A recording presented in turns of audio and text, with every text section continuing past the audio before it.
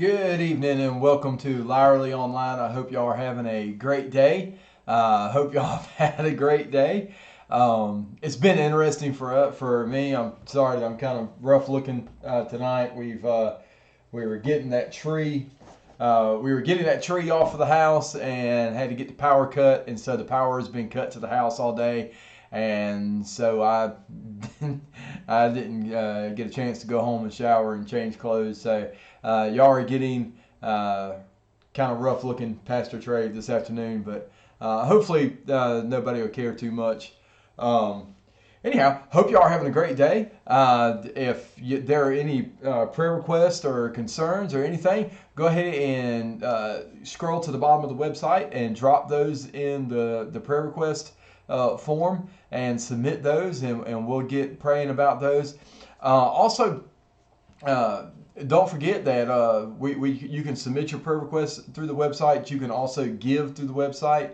I'm very excited about the very good response that we've had with the online giving, and people actually taking advantage of that the way they have. It's been a very good. I'm very happy about it.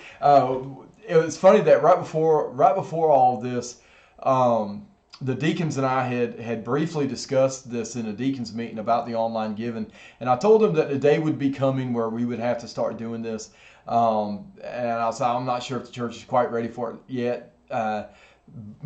Little did I know that before the next deacons meeting, the time would be now that we would be starting the online giving. But I'm very happy with the way that it's going. So if you're not taking advantage of that, and you're okay with it and you're cool with online giving, take advantage of that. I've been very happy with how that's been working out. Very exciting, very exciting news. The weather for Sunday looks like it's going to be nice, and so I fully intend on having another parking lot service Sunday. Because like I said, if it is a less than a 25% chance of rain, until we're back together, if it's less than a 25% chance of rain, I intend on having a parking lot service. I enjoyed it. I think everybody enjoyed it. I enjoyed it.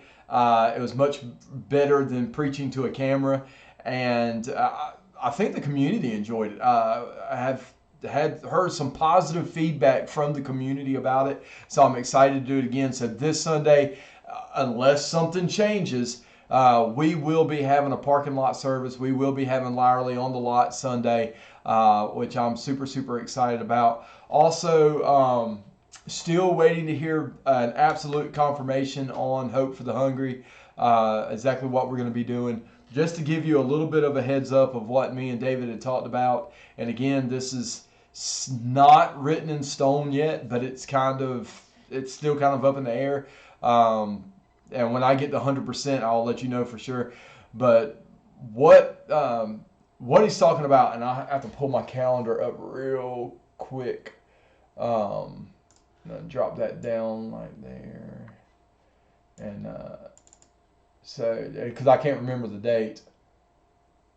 Oh no, that's not my calendar, and that's not what I want to do either. Stop. All right, so let me get my calendar pulled up, and let's see. Actually, since it jumped over there, we'll go ahead and show it to you. So Hope for the Hungry. Let's see here. So Hope for the Hungry is supposed to be the 12th, and what we talked about is actually having it on the 14th, and this will be our Hope for the Hungry and South Somerville's Hope for the Hungry, and it will be a parking lot service. So May the 14th is when me and David Gideon talked about doing it, and again, this is tentative. This is up in the air. This isn't 100%.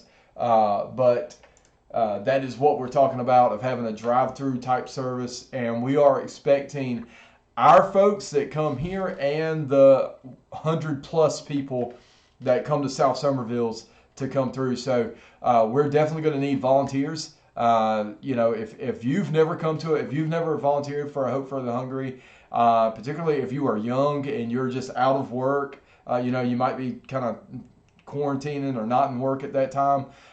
We will definitely need help during that time, because we could potentially have the 40 plus people that typically come to ours, plus the 100 plus people that come to South Summerville's coming through this. Now, granted, it's going to be a parking lot drive-through type deal, but they're condensing ours and South Summerville's into the same event, and they're using our location because we have kind of the parking lot that's a little bit more conducive for a drive-up style service. And then on the same day, what we're talking about is Central Avenue and North Summerville are going to combine theirs at North Summerville, because North Summerville also has a really good parking lot. So they're coming. Hope for the Hungry is going to come to the county on the same day, and that's going to be Thursday, the 14th in May. And that's kind of what we're talking about. Again, once I have it in stone, we're going to be promoting it and doing some different things. But that's kind of what we're doing with Hope for the Hungry at that time. This is kind of the last I've heard about it. And the other big thing is Governor Kemp is starting to implement some reopening for the state. And what he has, and I made a quick video about this. What he has started to reopen at this time is barbershops, nail salons, bowling alleys, stuff like that. Churches is not in that. In fact, I'll pull this up real quick too, let you see this, and my Google Keep up. Yep. All right, I'll swap screens real quick. So again, this is what Governor Kemp put in his release. It says, do what we can for those in need for places of worship. Holding in-person services is allowed, but under Phase 1 guidelines. And so what that means is that this is going back to the same way that it was before he ordered the shelter in place, where technically, yes, you can have service as long as there's no more than 10 people in there, and as long as as long as everybody's spaced out, and as long as everything's sanitized. And so, yes, you can, but no, you really, it would be really difficult for us to follow Phase 1 guidelines. It must be done in accordance with strict social distancing protocols. I urge faith leaders to continue us in this effort to keep their congregations safe by heeding the advice of public health officials. Of course, online, call-in, or drive-in services remain good option for religious institutions. And so the governor is still encouraging us to do online services and drive-in services instead of it. That's still allowed to. We could technically come and meet if we could abide by the strict social distancing protocols and the Phase 1 guidelines, which would be very, very difficult, even for a church of our size to do. And so we are going to continue doing the either online or in the parking lot style services, and we will continue that until we're starting to see some light at the end of this tunnel, so that is good, but they're already prepping us for the next round of this, because the CDC is already coming out and saying, oh, in the winter there's going to be another one that's going to be worse than this. And so time will tell. We'll see what's going to happen. But as soon as right now, I'm just the big thing for me is I'm praying for wisdom, exactly how to handle this, exactly when and how we're going to reopen, when and how we're going to start back having services in person.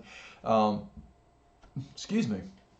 my initial thought was, I don't want to have services until we can have full-blown hugging, handshaking, services. But I don't know if that's going to be a reality in the near future. And even if we have to have some, even if we have to do some different things and kind of have a social distance service, if that's what we got to do, that's what we got to do. But again, pray for me during this time. Just pray for me for wisdom that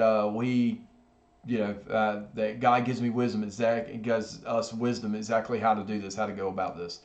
Anyhow, if you have anything else, any prayer request or anything that you want us praying about, or you need, or anything you want to bring up, either A, post it in the Facebook group, or B, go down to the bottom of the website and put it in the prayer request tab, and so that we can see it. But anyhow, we're going to jump right into the lesson tonight. We are still talking about a very good marriage. And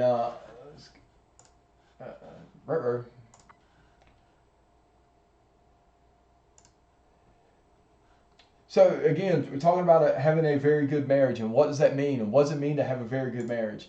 We are basing this is based off of a book by Joel Beek and James LaBelle, and Living a Godly Marriage. And a lot of this lesson is pretty much giving you the cliff notes of this book.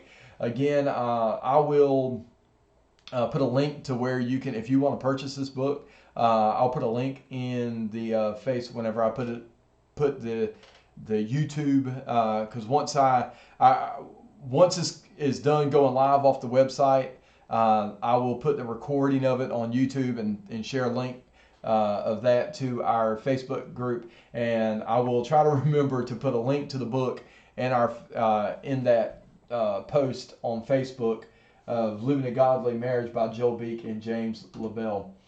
So Genesis 1:31 says, "Then God saw everything that He had made, and indeed it was very good. So the evening and the morning, so were the evening and the morning of the sixth day." Marriage is an institution that God ordained, and it was part of a creation that He called very good. And how can we have this very good marriage? And so that's what this entire series is about. This entire series is about how can we have the kind of marriage that mirrors or is similar to what God created marriage to be. And that's what we're talking about. And so this week, we are talking about entering into marriage. I want to this next one. A T-shirt that I had a defense attorney, and he was a defense attorney. And along with being a defense attorney, he was also a divorce attorney. And he had a T-shirt that he would sell that says, "Marriage is the leading cause of divorce." And whereas divorce is definitely not anything that we joke around about, there is some truth to that statement that many marriages are doomed, or not necessarily doomed, because I don't think any marriage... I don't think any marriage is necessarily doomed, because no matter how bad it is, if both parties can get and work on it and work at it, I believe any marriage can be saved if both parties want to save it. If both parties agree that, hey, we're going to save this marriage, I believe any marriage can be saved. But many marriages are much, much more difficult. And I believe that the marriage ends not necessarily because of the marriage, but because it should have never been a marriage to begin with. That people rush into marriage, and we see that in our culture. The people rushing into marriage, people jumping into marriage, and some of it is. They're different reasons. A big one sometimes is somebody ends up pregnant, and because somebody's pregnant, I reckon we need to get married. Without actually going through and going, is this the person that God wants me to be with?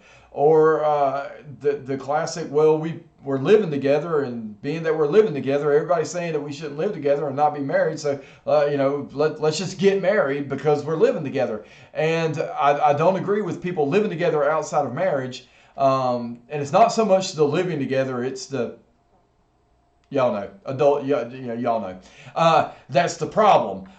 And so. Well, we don't need to be shacking up, so let's just get married. Well, hold on. Let's look at this. Let's back up and make sure that y'all are two people that need to get married. The answer might not, hey, let's get married. The answer might just be, hey, let's not live together. Let's figure out some different living arrangements for a little while, and then let's go back to this and see if we are two people who should be getting married, and make sure that we start our marriage off on the right step. Tammy and I were very lucky that as we were getting married, as we were engaged, that we had an awesome pastor, that Pastor Randy Knipe, that really took us through and made sure we were ready, and really took us through the counseling and in very much detail, made sure that we were ready, that we understood marriage, we understood the commitment of marriage, that we were that we had asked the right questions from each other. Important questions about how many kids do you want, how do you want your kids raised, political standpoint, several things that you need to ask before you jump into a marriage, and a lot of people don't. A lot of people jump into a marriage, they get what we call puppy love, or they're infatuated with somebody, or they're in love with even in love with somebody, but probably somebody that they might not should be in love with, and either they're with them for so much amount of time that they figure, hey, I reckon we ought to get married, and they enter into marriage kind of lackadaisical, haphazardly.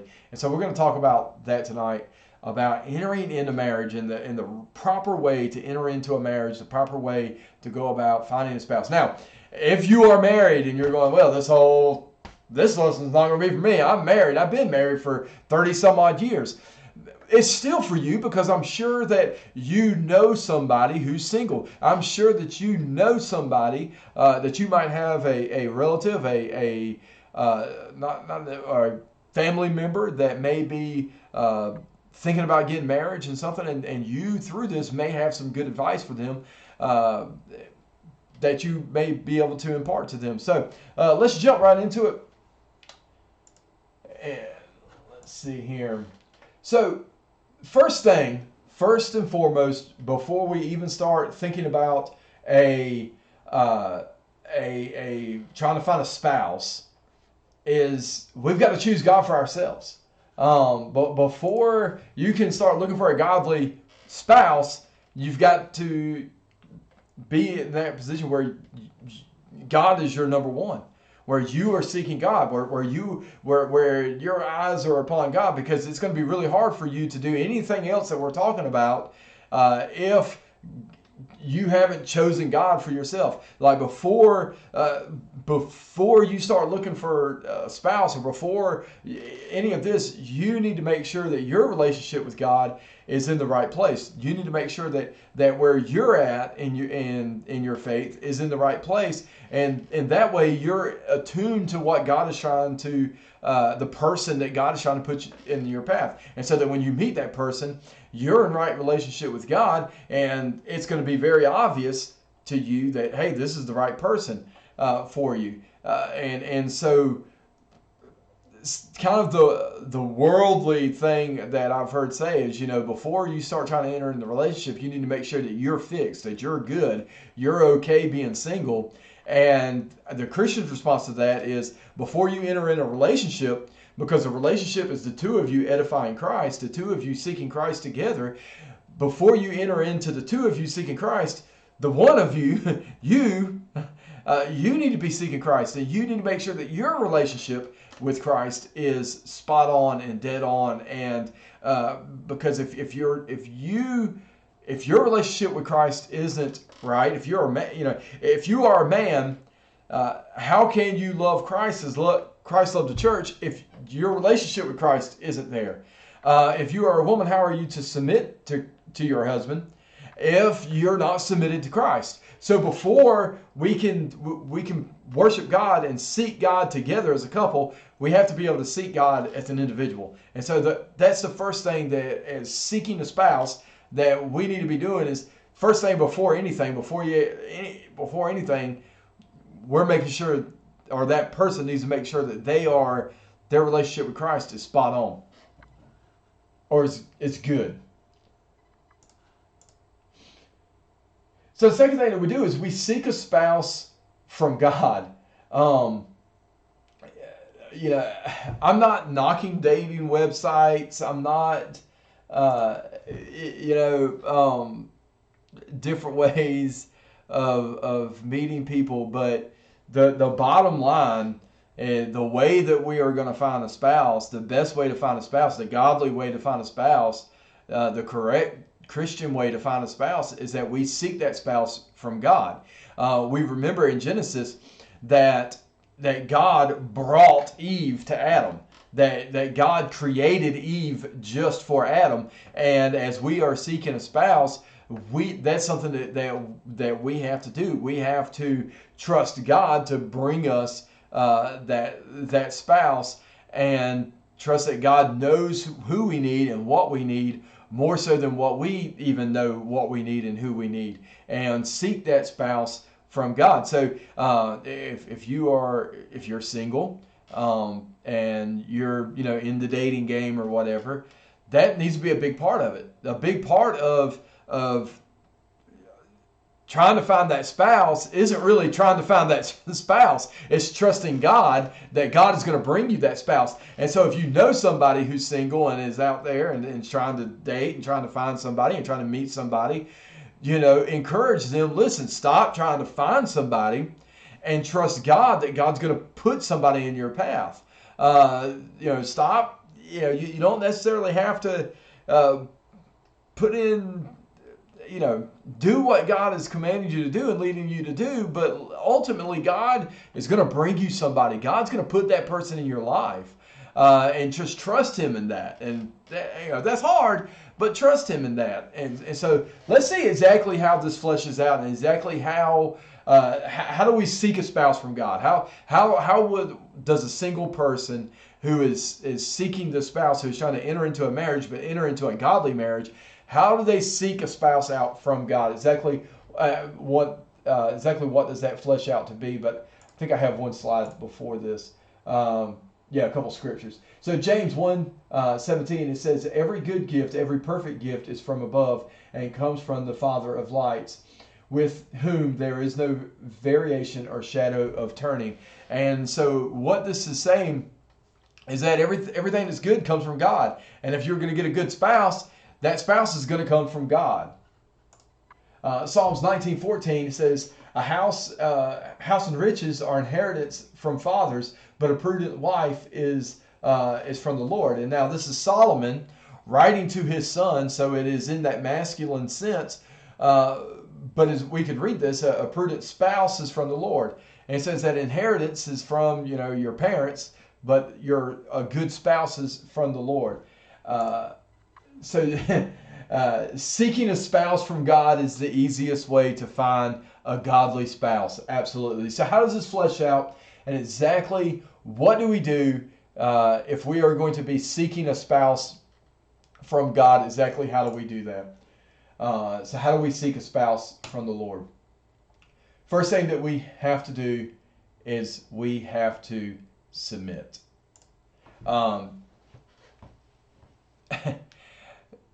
This is tough. Okay, this is tough when you're single. And it requires a lot of trust in God to submit this part of your life to God.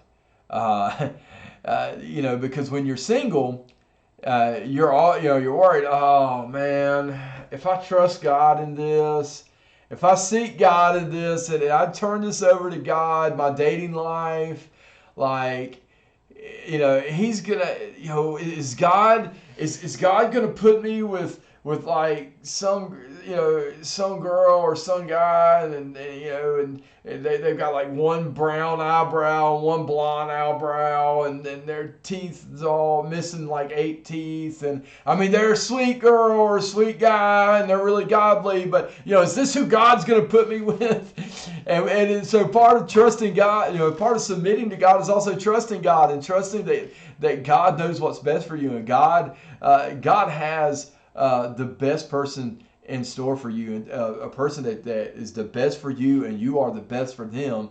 God had, just like He created Adam and Eve for each other. God has created this person for you. Whenever He was forming you in the womb, whenever He was naming the hairs on your head, He was forming this person to be your companion, to be your match.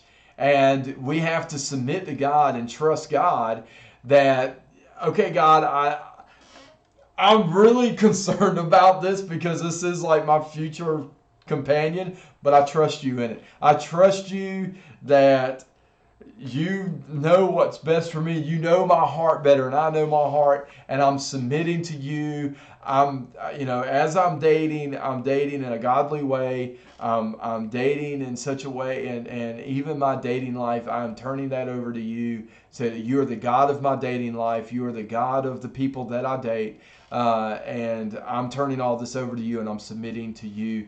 And I'm trusting you in that, and it's hard because I remember when I was single, since a long time ago. It was hard. That was something that was hard, but I'm gonna tell you, when I did it, boy, did it pay off. Man, did it pay off in a big, huge way. So the next thing. So first we have to submit to God. The second thing is we pray. Something that's really cool. Something that I was told whenever I was a teenager and a young adult is pray for your future spouse. And that was something pretty cool. And I made that kind of a practice, not all the time, but from time to time. I prayed for Tammy. When Tammy didn't even know, I didn't know Tammy, and she didn't know me, and she definitely didn't know I was praying for her. But it was something that I remember hearing a couple times.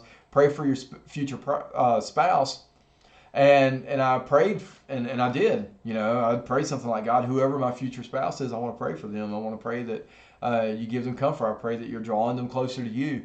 I didn't know I was praying for Tammy at the time, but I was. And even more so than that is when you're serious, when you're like, okay, God, I'm ready to meet somebody. I'm ready to find that person that needs to be bathed in prayer. And the more serious you get about, I want to find that person, this is something on the forefront of your prayers of, God, I trust you. I'm submitting to you. Whoever it is that I'm supposed to meet, bring that person into my life. I would love to meet them. I want to meet this person. God, I'm trusting you, and I'm trusting your time. But God, I'm ready to meet that person, and I want it to be you. And in the book, Joel Beeke compares this to the event of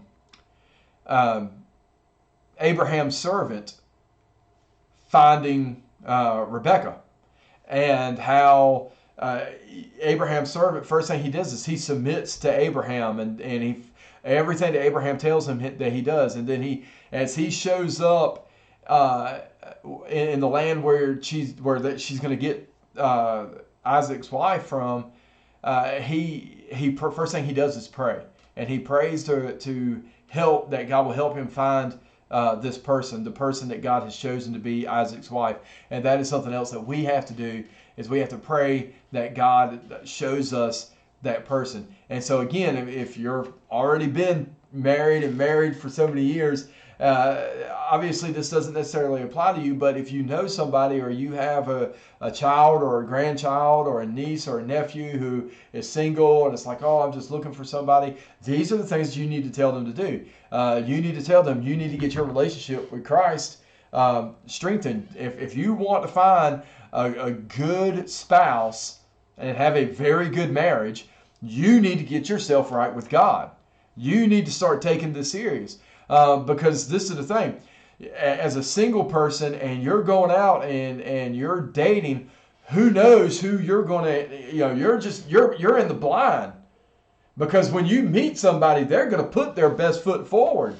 And you really don't know who they are until you've dated them for a while. And by then, there's feelings involved, and you really need to be trusting God in this. You really need to have your relationship with God. You really need to be submitting to God and trusting Him that. And then you also really need to be praying for this person. And you need to be praying, God, send me this person. Send me this person. So the next thing that we are going to talk about, the third thing, is that we ask for wisdom and discernment, and this is huge.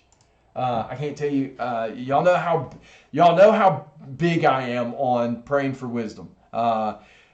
Praying for wisdom is probably one of the most effective prayers that you can possibly pray. Is a prayer for wisdom. God, I believe God loves it when His people ask and say, God, I just give me wisdom on how to deal with this. I believe that puts a big old smile on God's face, and God is going, hey, you're asking for the right thing. We know at least once, when Solomon asked for wisdom, God's like, you could have asked for anything. You asked for wisdom. That's awesome. And so praying for wisdom and discernment. As you're going through this dating and you've submitted to God, you've got your relationship right, you are praying to meet this person. Now you need wisdom and discernment. Now you need that as you've met somebody and you might have went on a date or two, or as you're kind of dating, getting to know that person, asking for wisdom and discernment of God. Is this the person that is for me? I'll come back to this a little later, but a lot of wisdom and discernment. Praying for that. That's really, really big. So the marks of a good spouse. Okay, so the first mark of a good spouse, as you're looking for somebody and you're not sure, hey, is this the person? Is this not the person? What are some things that you need to be looking for, or a person needs to be looking for as a mark of a good spouse? And if I sneeze in a minute, I'm sorry. I have one brewing that I may sneeze, and I'll try not to sneeze too loud and blow everybody's eardrums out. But I'm just fair warning, it may happen here in a minute. So first and foremost, the mark of a good spouse or a good companion, a good spouse, first and foremost, they've got to be a believer. 2 Corinthians 6:14 tells us, do not be unequally yoked together with unbelievers, for what fellowship has righteousness with lawlessness? And what communion has light with darkness? So first and foremost, the most common sense thing, and we've all heard this, is believers don't need to date non-believers. And you don't need to do missionary dating. And what missionary dating is I'm going to date somebody who is lost, and I hope that I lead them to, hopefully they'll get saved.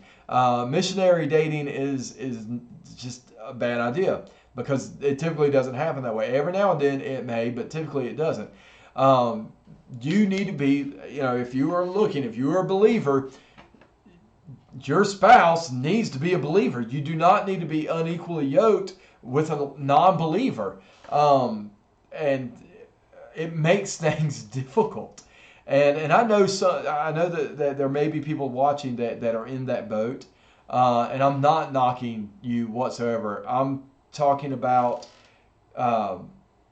just giving advice to people who might be dating right now.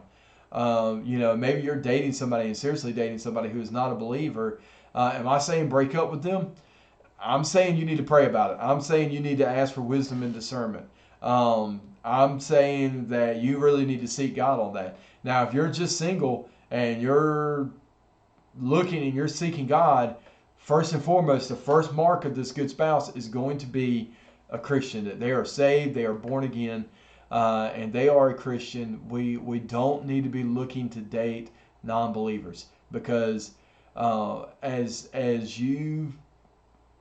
this marriage is, your marriage should be worshiping together. That's what your life as a Christian is worship, and your life in a marriage with another person needs to be the two of you worshiping together, living two lives of worship together, and you cannot do that with a non-believer. And bottom line, your marriage will never be as at what God intended it to be if you are unequally yoked with a non-believer.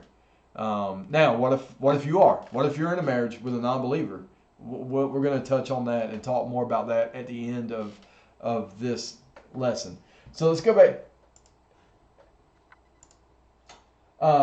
So the second thing is, they have to be a believer. The second thing is they have to be a good fit. They've got to be a good fit for you. And this is where that discerning and wisdom really comes in.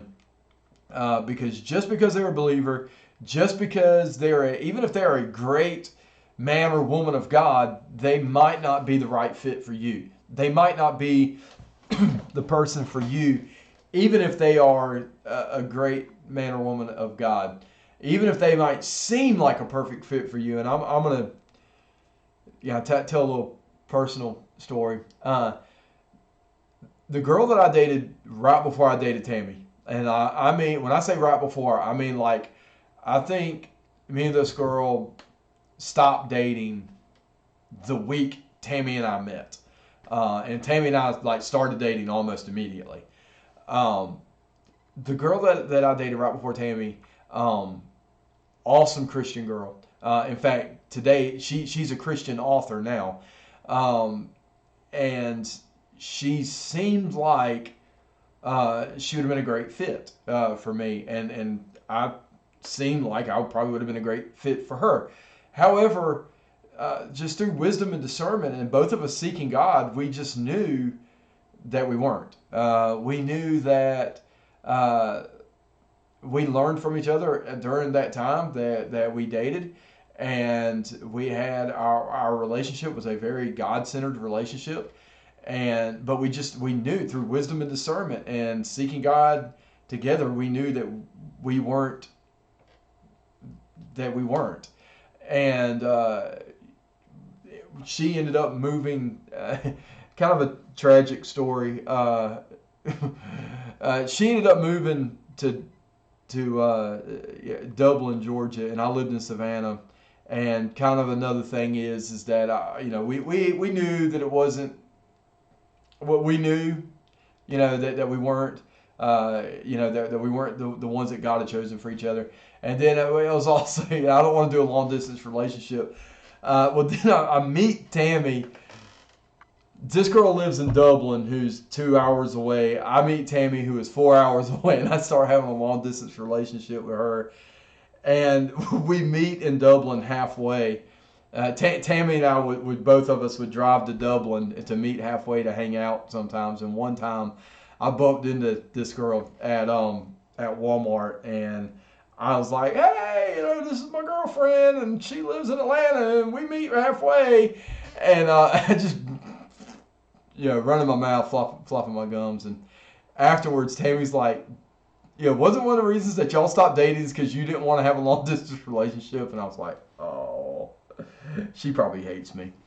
She doesn't though. So that, but anyhow, bottom line is there was discernment there. And because of that, because we both had discernment in that relationship, and although we were a good fit, we weren't God's fit for each other.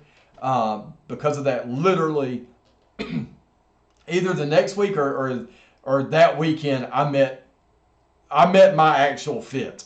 I met the woman that was going to be my wife, like immediately after that, and I knew. I knew within a couple of weeks of meeting Tammy, that I was going to marry her if she would let me, and I knew she was the fit.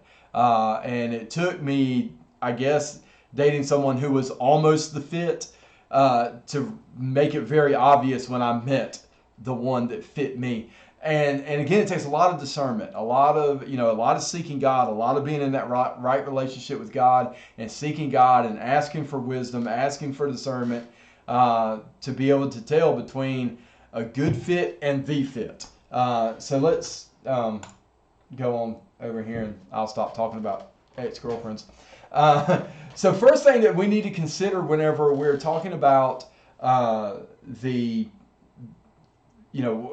on, I thought y'all still looking at me when thought I had it up on this screen. The first thing that we need to consider, or you need to consider, the fitment, and all of these things. We're going to go through about 6 things, and we're going to go through about 6 things, and some of them may be very important to you, and some of them may not be important to you at all. But there are things that you need to go, well, this is very important, and so this is something that I need to make sure of whenever I'm trying to see if they're a good fit for me. I need to make sure that this is something that is there, or it might be something like, I really don't care about that, and it might not be a big importance, but it's something that you as a person, when you're seeking a fit and trying to find out if something's a good fit, you need to be kind of testing these things out. So the first one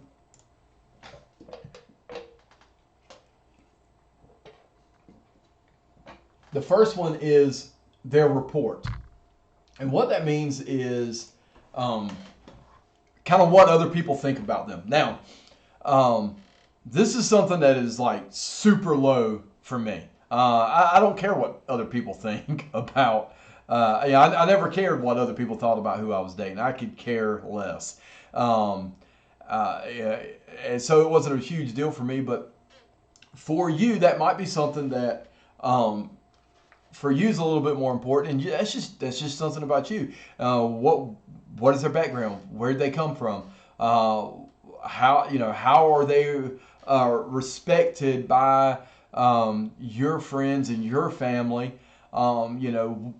their report. And so this all depends. And again, this is just one of those things. Is this person, if their report is very important to you, then this is something that you're going to put some weight on. And if their report is not a good report, they're probably not going to be a good fit for you. And it all depends on how important these things are to you. Is if this person's going to be a good fit. So that's the first one. The second one is their looks, physical attraction, and it depends. Some people, physical attraction is very, very important. Some people, it's not as important, but to everybody, that's important. And this is why I firmly believe that whoever it is that God is, that's your person, that's your fit, you're going to be attracted to them. You're going to look at this person and go, hey, the way Adam looked at Eve, and this is good. I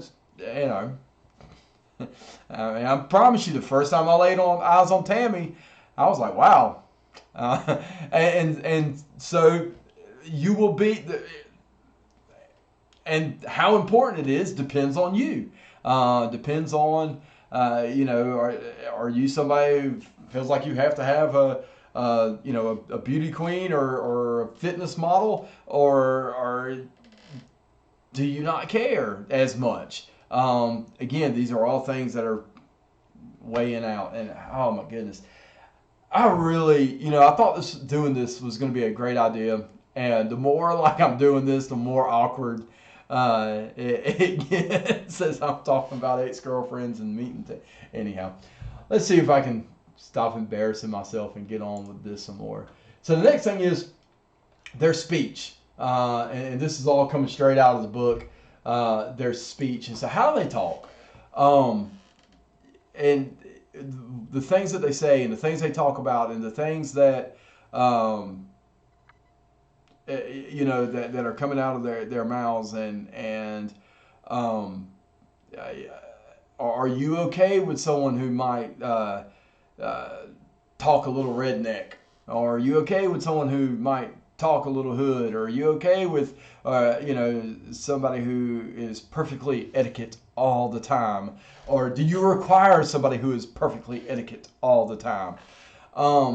Speech, it goes right along with another one that is that's coming up. But for me, the speech was in this just another one. I don't care. And some people really like certain accents, and so like if you're like somebody who that's part of their attractiveness is they have a certain accent that you're like, oh yeah, I like that accent. I've always liked people who have that accent. That might be something that adds to this person's appeal to you. But again, this is all or likewise, they might have an accent that you're just like, I cannot stand that accent. Well, if they have an accent, if their speech, if their voice, every time you hear their voice, it's like fingers going down a chalkboard, you really have to ask yourself, is this person a good fit for me? Because y'all have got to talk. You know what I mean? Part of being in a relationship, big part of being in a relationship is talking. You can't just text all the time. So you're going to have to hear their voice. And if their voice is just like fingernails down a chalkboard, might not be a good fit for you. Just things to consider, okay? And it all depends on your priority with this, and it also depends on, let's just say that, their report is something that's super important to you, or their looks are super important, and it's super super high, and they've got great looks and a great report, but their voice kind of gets on your nerves. Well, does it outweigh it? You see what I'm saying? I mean, all these are variables that you personally need to be considering about somebody if they're a fit. And Trey, this is being picky. This is just being nitpicky about somebody. Just hold on, and I'll explain to you why we kind of. You're talking about your spouse, and why we kind of have to be picky. Next thing is their apparel and how do they dress. What kind of clothes do they wear? How do they hair, makeup, apparel, this is the next thing. And it's kind of funny that all of this, the whole book is kind of written off of Puritan thoughts. And I was like, I thought all Puritans dressed the same. I don't know why. Anyhow, but how does somebody dress? How does somebody carry themselves? And so again, it all depends on how important that is to you. For me, very little importance for me. I don't care how they dress. My biggest thing was, modesty. I didn't want to be with, a flauntress, and so modesty, a modest dressed person, that was kind of what was important to me. And, but, I don't know. Yeah, that might be something that's important to you. It might be important that this person dresses a certain way, or you prefer a guy or girl to dress a certain way. You might be a lady and just can't stand dudes that just all they do is walk around in busted blue jeans and a t-shirt. You want a guy that actually dresses up from time to time, or vice versa. You don't want some stuffy dude that's always dressed up. You want a guy that can pull off the blue jeans and t-shirt, or or vice versa. If it's important to you, it's important to you. And this is, I'm going to get to the end, and I'm going to jump on that. Okay, next one. Their companions. Ooh, this is a big one for me. Their friends. And their friends, and then how much their friends influence them. Again, this is one that always kind of was a big thing for me of what are your friends like. Even if you are just an awesome person, if your friends are knuckleheads and you let them influence you, that's going to be hard for me. Okay. And something like with Tammy, all of her friends were very much so like Tammy. She had a couple knucklehead friends, but she didn't let her knucklehead friends influence her. And she wasn't, listening to their advice and stuff like that. And it's funny, like you watch movies and like the main person of the movie always has that knucklehead friend that gives them terrible advice. And are you okay with that? Or can you tolerate knucklehead friends? Their family. I mean, how important is this to you? For me, that's very important. That's something that's very important for me. Of especially family, especially very close friends, of because you kind of come with those people, and those, especially if those people influence you, and so that could be something. And it depends. You might not care at all about their friends. For me, that's something I care about. And again, it's gauging what's important to you and what's not so important to you. The next thing. Oh, this is the biggest one for me. Their intellect. And like I said, intellect, absolutely, hands down, bar none, my biggest thing. Because, I'm not. I'm relatively. I feel like I feel like I'm relatively intelligent, and I can't date someone who can't hold a conversation with me. And I'm not, and I know that sounds super arrogant, and I don't mean for it to be. But literally, one of the things that attracts me so much to Tammy is that she is literally the most intelligent person I've ever met in my life. Tammy is the smartest person that I know. She's got it all. She's got the book smarts, the master's degree, and then most of the time you will meet somebody that is either book smart or they have common sense. And I married somebody who is book smart and has awesome common sense. So attractive to me of that intelligence in Tammy, and that is like my biggest thing. So I put a lot of weight on intelligence. That's something that, and it always made it hard for because I kind of come across like an idiot. Excuse me. I sometimes will come across like I'm not that intelligent, just because sometimes I kind of come across like a goofball or a redneck, and so that kind of made it hard for me. Sometimes dating, because I wanted to date really intelligent girls and they thought I was a moron. But luckily Tammy kind of, I don't know if she wasn't paying attention or what, if I was just somehow like super on my A game, or I don't know. I don't know how I ended up with Tammy. I don't know how, what it was, but I got super lucky. But anyhow, intelligence is very important to me, and it might not be important to somebody else. That's like my biggest one on this list. Intelligence is so important, and some of these other things are not important to me at all. That is incredibly important to me. So these were the 5 things that were actually listed in the book, and I threw in one more that kind of that I thought should be on here, is their demeanor and their personality. I think that's although it wasn't listed in the book, I think that's huge. I think a person's personality, their demeanor is super important. At least it's relatively important to me, because now this is super odd that I have I'm kind of high strung, and I kind of have an outgoing personality, and I kind of have a big personality. And y'all are going kind of yeah. I have a big personality. I'm high strung. I'm outgoing, and it's relatively important for me to to have found a person who also is relatively high strung. And Tammy doesn't come across high strung, but anyhow, that is outgoing. That does have a big personality, and Tammy definitely has a big personality. And y'all wonder why our kids have such big personalities, because both their parents have these big personalities. So that was important to me,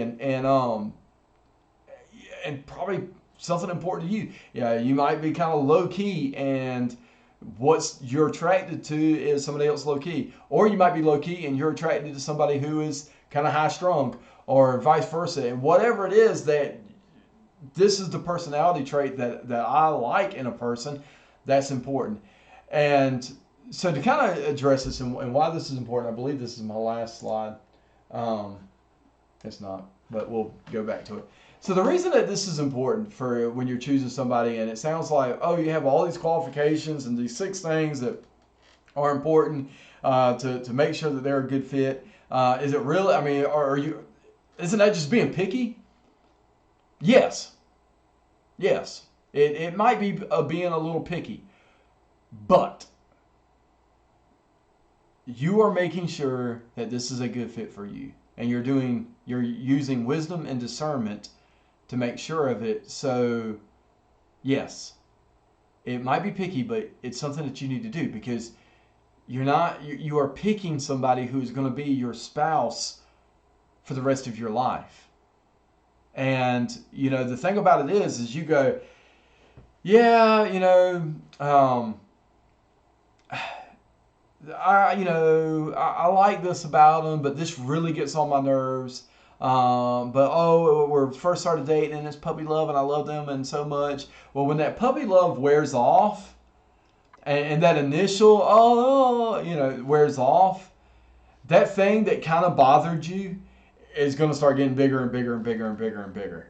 Okay. That thing that kind of bothered you just a little bit at the beginning, and it's kind of something that was like, I really don't like this about them, but because oh my gosh, he's got 6-pack abs, so I can look at it. So whenever he has a beer gut or pot belly, it's going to be hard to look past that thing that really gets on your nerves.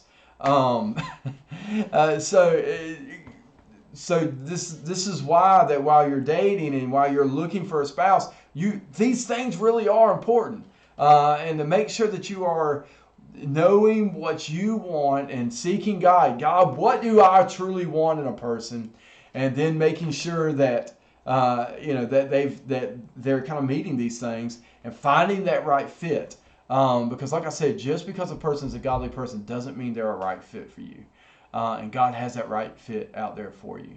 So the next thing, what if I'm already kind of in this marriage that maybe I'm with a non-believer? Maybe it's a believer, but it's hard. It's hard, and it's hard because we jumped into marriage. It's hard because we didn't do all these things beforehand to make sure we were ready to get married.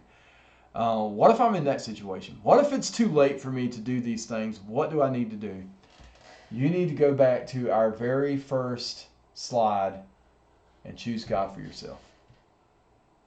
If you are in that situation where you find yourself in a marriage where for what either A, you married somebody that wasn't a believer, or B, you were married while both of you were unbelievers and you've become a believer, and now you are married to an unbeliever and it's hard, you need to choose God for yourself.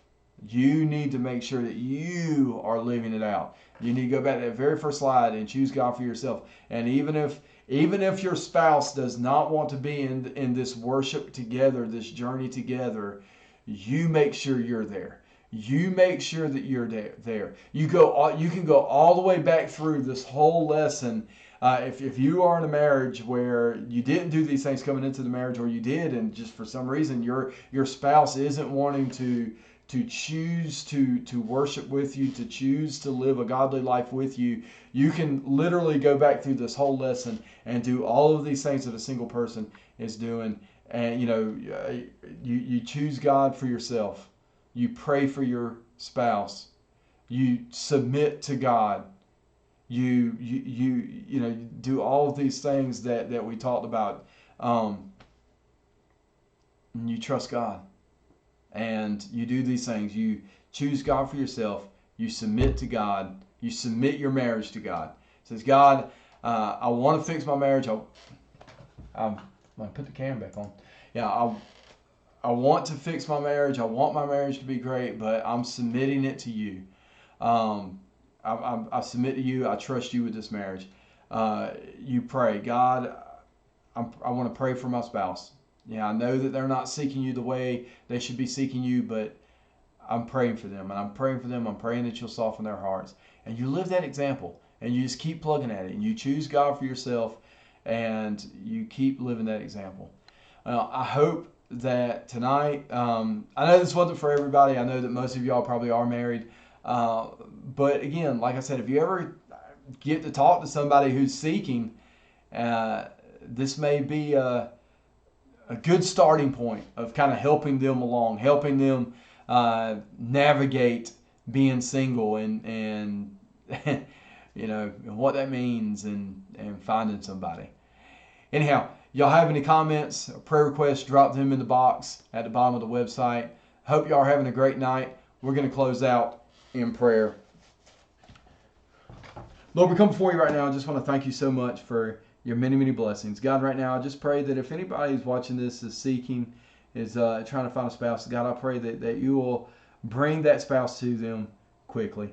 God, I pray that anybody watching this that is married, happily married, God, I pray that they are setting an example of what a happy marriage, a good, strong, godly, God-fearing marriage should look like, to be an example for those who are seeking.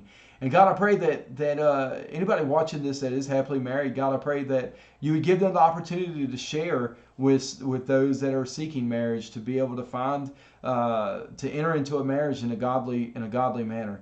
God, I pray for anybody right now that's in a marriage that they are seeking God, but their spouse isn't on the same page with them. God, I pray right now that you would strengthen them to continue in that situation, to continue just choosing you first and seeking you first, and submitting to you and submitting their marriage to you and praying for their spouse. God, as difficult as I'm sure that must be, God, I pray that you would give them perseverance and strength in that. And God, again, just thank you so much for everything you're doing to and through us, God. Right now we pray for good weather for Sunday, God, as we would love to have a parking lot service. God, you're a good God and a great God. And Lord, just keep us safe, deliver us, give us wisdom as we are navigating these kind of uncertain times. Give us all wisdom. Lord, we love you. We give you all the honor, glory, and praise. In Christ's name, amen. All right, guys, y'all have a great night. Love y'all. If there's anything y'all need, reach out to me, and we will talk with y'all later.